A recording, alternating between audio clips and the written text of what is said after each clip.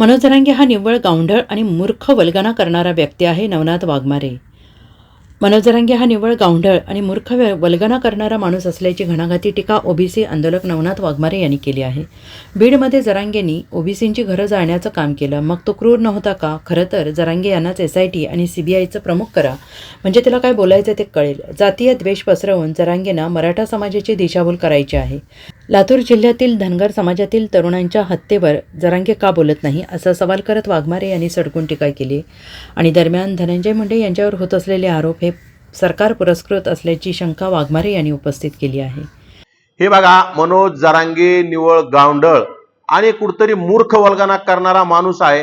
कुणावरही आरोप करायचे. सध्या राज्यामध्ये पोलीस प्रशासन त्याची कसून चौकशी करत आहे. त्या बीड जिल्ह्यामध्ये संतोष भैया देशमुखांचे कोण मारेकरी आहेत, कोण नाहीत, जे बरेचसे अटक आहेत आणि आणखी कोण त्याच्यामध्ये आहे, SIT आहे, CID आहे. आता मला तर वाटतं मनोज जरांगेला SITचा आणि CIDचं प्रमुख करून टाकावं, म्हणजे तो नेमकं त्याला काय बोलायचंय आणि काय करायचंय त्यातून त्याला निष्पन्न होईल.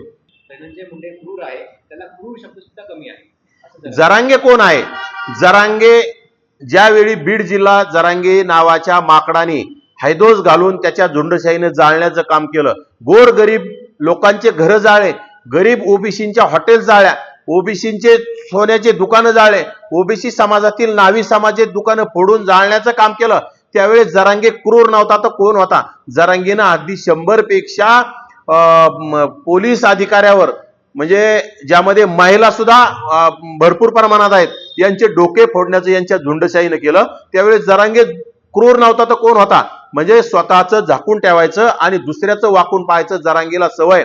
आणि फक्त कुठंतरी जाती द्वेष, मराठा समाजाची सुद्धा दिशाभूल करायची.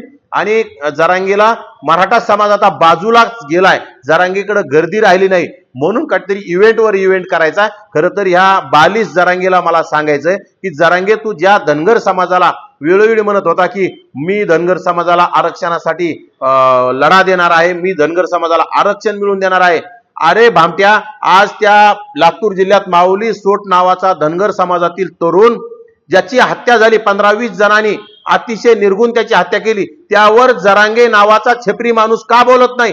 त्यावर सुरेश धस नावाचा बालिश आमदार, जे ही मंत्रिपदासाठी कुणावरही चिखलफेक करण्याचं काम करत आहे, तो का बोलत नाही? जो कधीही सुधीत नसतो असा संदीप क्षीरसागर हा का बोलत नाही? बजरंग सोनवणे का बोलत नाही? खरं तर हे फक्त एका जातीचं काम करत आहेत. यांना सर्व समाजाची मतं चालतात, परंतु एका जातीचं नेतृत्व करण्याचं हे काम करत आहेत. आणि कुठेतरी वल्गना सर्व जातींचं आम्ही नेतृत्व करत आहेत सांगायचं आणि फक्त समाजात भांडणं लावण्याचं काम ह्या लोकांनी केलंय, परंतु सर्व समाजाने या लोकांना आता ओळखलं पाहिजे.